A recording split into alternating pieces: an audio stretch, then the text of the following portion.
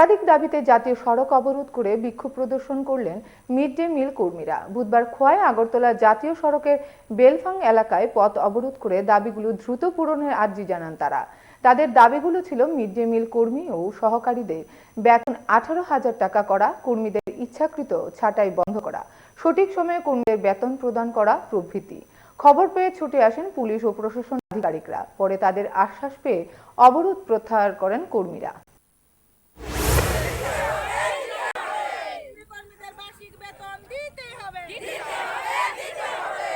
কিন্তু ডাইরেক্টর কাছে আমরা গেছি, কিন্তু মুখ্যমন্ত্রীর কাছে মুখ্যমন্ত্রীর কাছে বলি তো আমাদের কিন্তু আমাদের কোনো রেজাল্ট আমরা চাইছি 18 টাকা দিন আমরা মাঝে আমরা লাগবে 12 মাস ডিউটি করে স্যার আমাদের কি মানে 10 মাসে বেতন পাইতেছে, প্রশাসন সারদারা সবাই 12 মাস ডিউটি করে 13 মাস বেতন পাইতেছে, আমরা 12 মাস ডিউটি করে 10 মাস বেতন পাইতেছে।